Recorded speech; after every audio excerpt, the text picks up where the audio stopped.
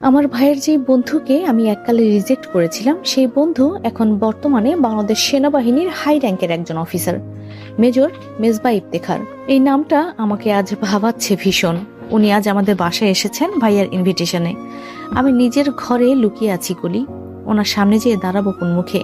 সেই মুখ তো আমার নেই। 5 বছর আগে ওনাকে আমি অপমান করেছিলাম। শুধু অপমান নয়, প্রচন্ড রকমের অপমান করেছিলাম। ওনার মতো প্রবল আত্মসম্মানবোধ সম্পন্ন ব্যক্তিত্ববান পুরুষ মানুষও সেদিন মাঝ রাস্তায় আমার সেই বিদঘুটে কর্মকাণ্ড আর গলা চড়াও করা বন্ধ করতে অনুরোধ করেছিলেন খুব করে। আমাকে বলেছিলেন, প্লিজ আকসা, এটা পাবলিক প্লেস, একটু চুপ যাও প্লিজ। মানুষ শুনছে, দেখছে আমার দিকে কিভাবে তাকিয়ে আছে দেখো। বড্ড বেশি অপমানিত বোধ করছি। অথচ আমাকে কেউ কোনোদিন পিঞ্চ করে একটা কথা বলারও সাহস পায় না। এলাকায় এতটাই ভদ্র শান্ত ছেলে হিসাবে পরিচিত আমি, অথচ আজ তুমি আমার মান সম্মান সব ধুলোয় মিশিয়ে দিলে।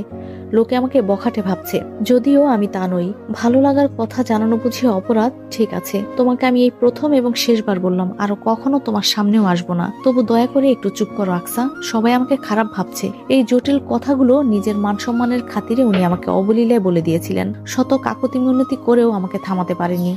আমি তো রীতিমতো লোক জড়ো করে ফেলেছিলাম। একটা কেচ্ছা হয়ে যাচ্ছিল সেদিন। সবাই বলাবলি করছিল এই ছেলেটাকে নাকি ভদ্র ভাবতাম, অথচ এ তো দেখি পথে ঘাটে মেয়েদের ডিস্টার্ব করে বেড়ায়। সেদিন ওনাকে আমার জন্য মিথ্যে অপবাদ পেতে হয়েছিল। তখন আমি খুব ছোট ছিলাম, মাত্র 17 বছর বয়সের বাচ্চা একটা মেয়ে। সবকিছু খেলনা ভেবে নিতাম। তাই ওনার প্রপোজাল নিয়েও প্রচন্ড হাসি তামাশা করেছিলাম। কিন্তু বড় হওয়ার পর ধীরে ধীরে বুঝতে পেরেছি উনি আসলে উচ্চবাচ্য করার মতো তেমন কিছুই বলেননি সেদিন আমাকে, বরং খুব ভদ্রভাবে জানিয়েছিলেন। কিন্তু আমি কি করে ফেললাম? এখন অনুতপ্ত বোধ করছি। আজ এতগুলো বছর পরে উনি আমাদের বাসায় এসেছেন। এর আগে অবশ্য ভাইয়ার কাছে শুনেছিলাম উনি নাকি রাজশাহী ছেড়েছেন চাকরির জন্য।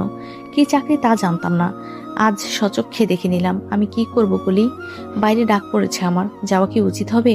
আকসা ঘরের মধ্যে প্রচন্ড উদ্গ্রীব হয়ে পায়চারি করছে, নখ কাটছে দাঁতে। অস্থির হয়ে পড়লে এই কাজটা করার বাজে অভ্যাস আছে ওর। কলি ফোনের ওপাশ থেকে ঠান্ডা মাথায় বলল, বাইরে যা আকসা, একদিন না একদিন তো তার সামনে তোকে পড়তেই হবে। সেই সাক্ষাৎকার না হয় আজই হলো। তুই যে অনুতপ্ত বোধ করছিস এটাই যথেষ্ট। প্রয়োজন পড়লে ক্ষমাও চেয়ে নিবি। উনি আমাকে মাফ করবেন বলে তো মনে হয় না। আমি একটা বড় অন্যায় করেছিলাম ওনার মতো প্রবল আত্মসম্মানবোধ সম্পন্ন একটা ছেলের সাথে। উনি কি এত সহজে ভুলে যাবেন?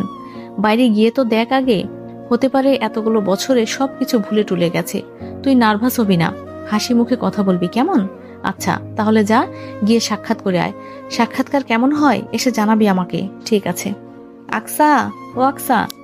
আকসা কলির সাথে কথা শেষ করে ফোনটা রিডিং টেবিলের উপর রেখেছে। তখনই ওর বড় ভাইয়ের